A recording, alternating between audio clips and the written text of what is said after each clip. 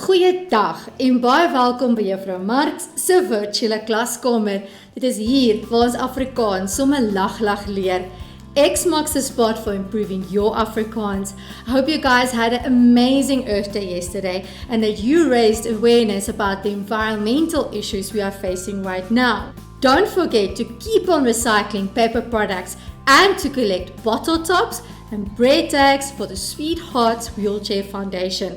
Simply bring these products to school once the school opens again. Today is World Book Day. I hope you've got a book ready to read. If you don't, please visit the Nali'Bali website. This website literally has hundreds of stories in multiple languages that you can download and read. I hope that you are getting creative today by dressing up as your favorite book character by using the things you have at your disposal at home. Hoekom maak jy nie boekmerkies vir jou boeke nie? Why don't you make bookmarks for your books? Now, there are two possible ways of doing it. Die eerste manier is in jou handboek op bladsy 42. The first example is in your textbook on page 42. Let's have a look. Wat het jy nodig? What do you need? 'n Koevert, 'n envelope, 'n skêr, scissors en kruite, coloring pencils. Wat moet jy doen? What do you have to do? Step 1, step 1. Kry 'n koevert. Get 'n envelope ready. Step 2, kry 'n skêr. Step 2, get your scissors ready. Step 3. Knip een van die hoeke van die koevert af. Step 3. Cut one corner of the envelope. Step 4. Kleur die boekmerk mooi in. Step 4. Color in the corner of the envelope. This is your bookmark. Step 5. Sit dit oor 'n hoek van 'n bladsy in jou boek wat jy lees.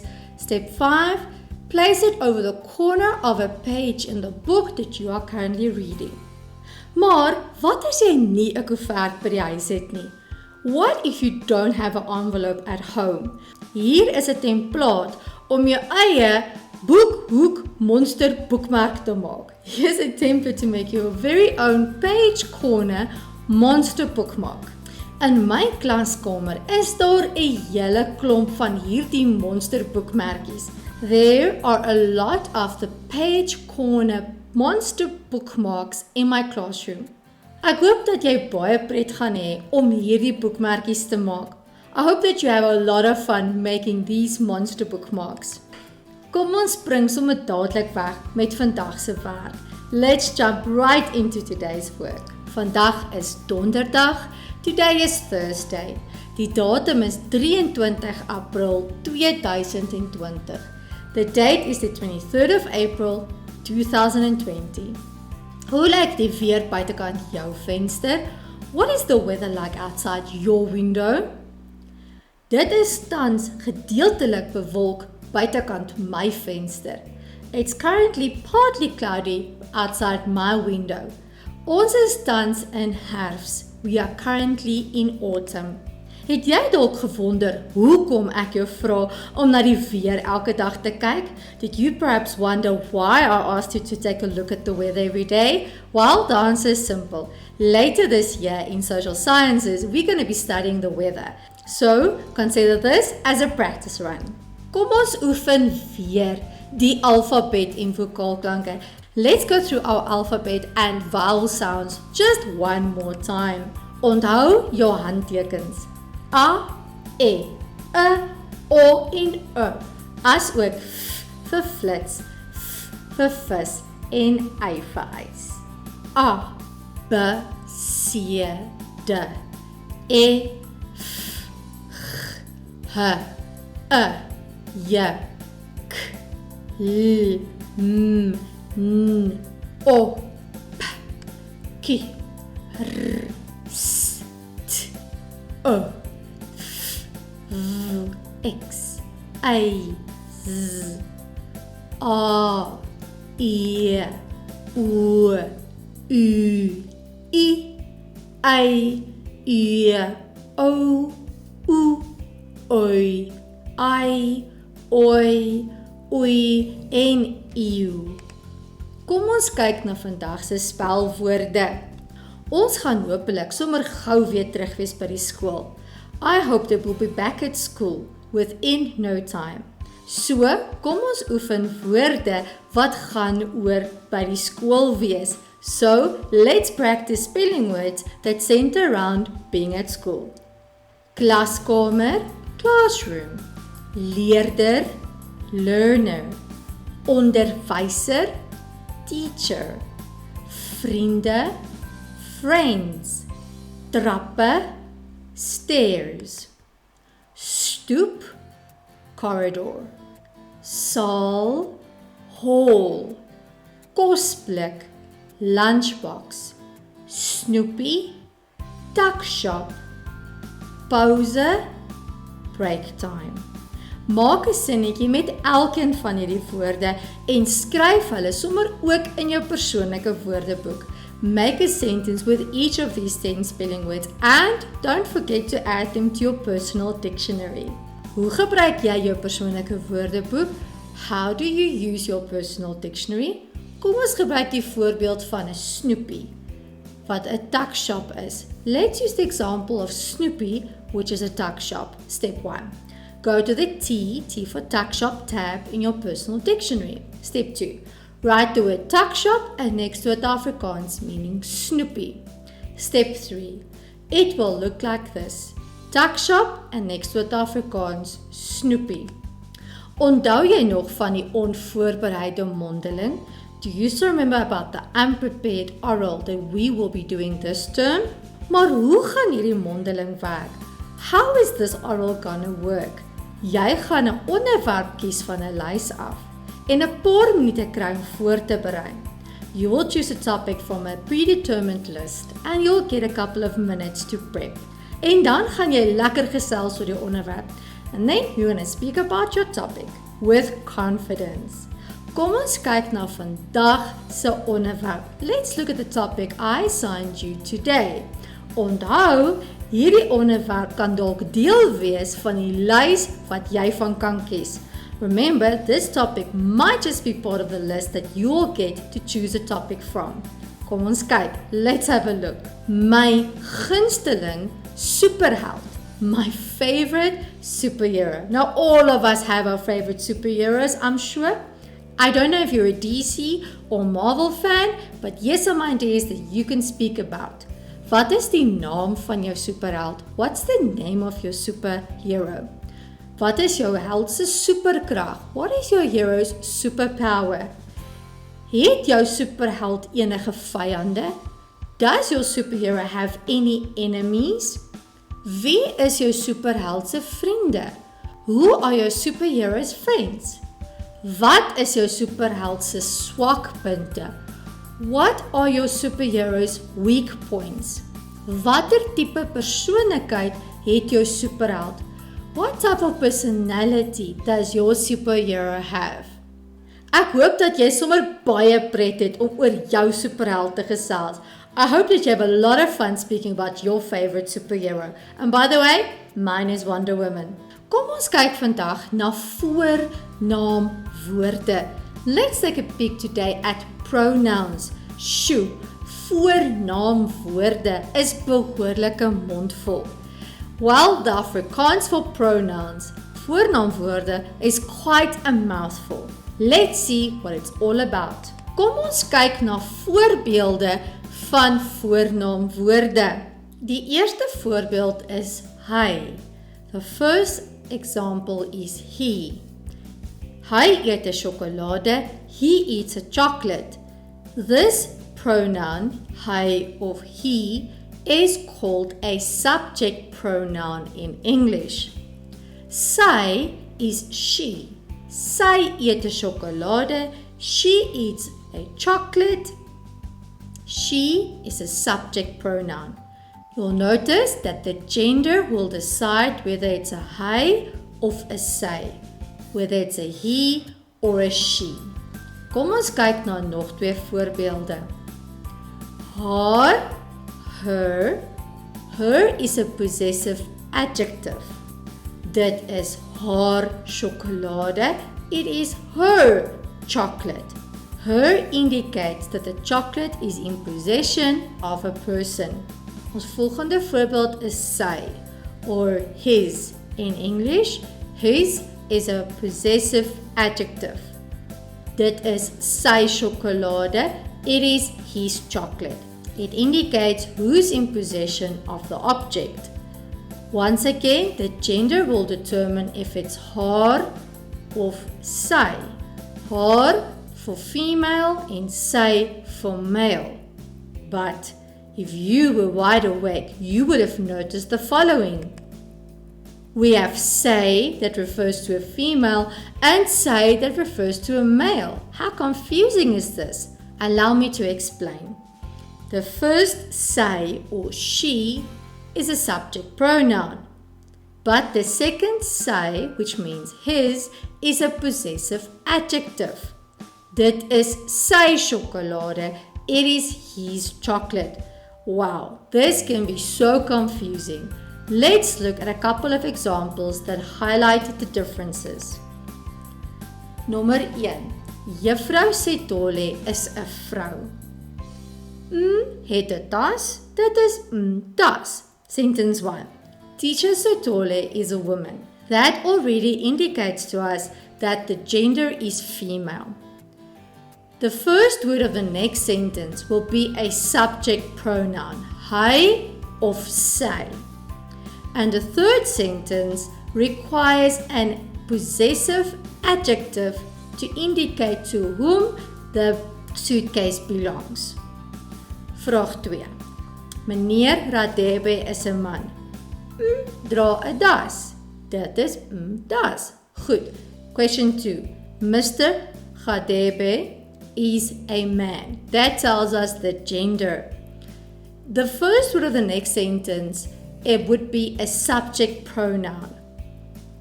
Hy of sy dra 'n das, wears a tie. The pronoun for the third sentence would indicate to whom the tie belongs. It will be a possessive adjective. Dit is sy of haar das, depending on the gender. Nommer 3. Victoria is 'n meisie. Is 'n meisie. Question 3. Victoria is a girl. The next sentence will start with a subject pronoun. Hy of sy is 'n meisie. He or she is a girl. Doen nou hierdie aktiwiteit op jou eie. Do this activity by yourself before looking at the answers. Kom ons kyk na die antwoorde. Let's look at the answers. Vraag 1. Juffrou Setole is 'n vrou. Sy het 'n tas. Dit is haar tas. Vraag 2. Meneer Gadebe is 'n man. Hy dra 'n tas. Dit is sy tas. Vraag 3. Victoria is 'n meisie. Sy is 'n meisie. Kom ons kyk na nog voorbeelde. Let's look at more examples. Vraag 4. Lucas is 'n seun van 'n seema. Question 4. Lucas is a boy. Surname is seema. Now, the pronoun required for the second sentence is a possessive adjective. Haar of sy. His or her. The gender determines which one we use. Vraag 5. Lindy gaan saam met Lindy se ouma stad toe. Question 5. Lindy goes to the city with Lindy's grandmother. This pronoun will be a possessive adjective. Sy of haar. His or her. Vraag 6. Ouma sê dat ouma sal vir Lindy help om 'n duif te maak. Question 6. Granny says that Granny will help Lindy to make a dove. This pronoun will be a subject pronoun. Hy of sy. She or he, depending on the gender. Probeer nou om hierdie aktiwiteit op jou eie te doen. Please try to do this activity all by yourself before looking at the answers. Hier is die antwoorde. Here are the answers. Vraag 4. Lucas is 'n seun. Sy van is Sema. Vraag 5. Lindy gaan saam met haar ouma stad toe. En vraag 6. Ouma sê sy sal vir Lindy help om 'n duif te maak. Ek hoop dat jy elkeen van hierdie vragies reg het en dat jy voornaamwoorde 'n bietjie beter verstaan. I hope that you got each and every of these questions correct and that you understand pronouns a little better. Kom ons loer weer na stompie. Let's take another look at stompie, specifically sentences in the past tense. Remember, stompie is your best Afrikaans buddy. Maar wat is stompie? What is stompie all about? Stompie is an acronym in which each letter represents a component of a sentence. S, subject, V1, verb 1, T for time, O for object, M for manner, P for place, V2, verb 2, and I, the infinitive. Just by keeping the stompie acronym in mind will help you to place parts of sentences in the correct order in Afrikaans. Remember, word order in Afrikaans and English do not necessarily correspond. Just keep stompie in mind and write Afrikaans sentences correctly. We took a long look at sentences in the present tense for the past couple of videos. Now it's time to take a peek again at sentences in the past tense. And once again, Stompie comes to the rescue to help us to write these sentences correctly. There are no past tense verbs in Afrikaans. You know how many words you have to learn in English, right? For example, catch, caught, go, went, eat, ate, dance, danced, throw, threw, forget, forgot, and the list goes on and on. Like I said, Afrikaans has no past tense verbs, no English list to study. Well, how do we put a sentence in the past tense then? First step, add ge to verb 1, then move verb 1 right to the back of the sentence, which will be verb 2, and place the word het in the place of verb 1. That's how easy it is. Let's look at some examples. Die seun skop die sokkerbal. Basic sentence with a subject, a verb 1, and an object. This sentence is in the present tense. Directly translated, the boy kicks the soccer ball. Now, typically in English, if you wanted to write this sentence in the past tense, you would just change verb 1. The boy kicked the soccer ball. But it's a little different in Afrikaans. Let's look at the steps. Step 1. Add ge to verb 1. Now verb 1 is skop. It will become geskop. The sentence will now read, die seun geskop die sokkerbal. And this is not correct. Step 2. Now we're going to kick geskop all the way to the back of the sentence in the place of verb 2. But step 3. We can't leave verb 1 empty. That would just not make sense one bit. Therefore, we place the word het in the place of verb 1. The sentence now reads, die seun het die sokkerbal geskop. Let's write it in a table format. Die seun answers the who or what question, which is the subject. Het is verb 1. There is no time word. The object is a soccer ball, which answers the who or what question. What did the boy kick? He kicked the soccer ball. And then right at the back, we have verb 2, geskop. We can add even more components to the sentence. Die seun het gister die sokkerbal baie hard in die tuin geskop. Here are some examples of past tense time words. Gister, yesterday. Eergister, the day before last. Verlede week of verlede maand of verlede jaar, last week, last month or last year, onlangs, recently, and the list continues. Kom ons kyk nou na die antwoorde vir aktiwiteit 16. Let's take a look at the answers to activity 16 that you had to complete by yourself. Vraagie 1. Gister 'n pizza het in die kombuis opgeëet kyk vinnig. The components of this sentence is scrambled. We need to identify each component and use Stompie to place it in the correct order. Gister is our time word. A pizza, definitely our object. Het, verb 1. It also tells us that this sentence is in the past tense. In die kombuis, in the kitchen, is the place. Opgeëet is the past tense of eat. Kyk is the subject. En vinnig, fast is the manner. Now, all that's left is to place it in the correct order using Stompie.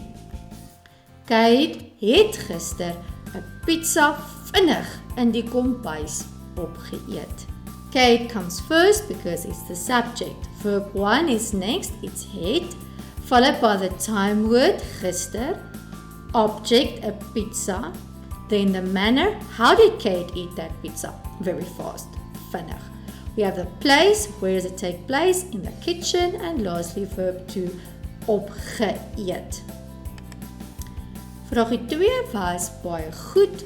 Lovani sokker het gespeel.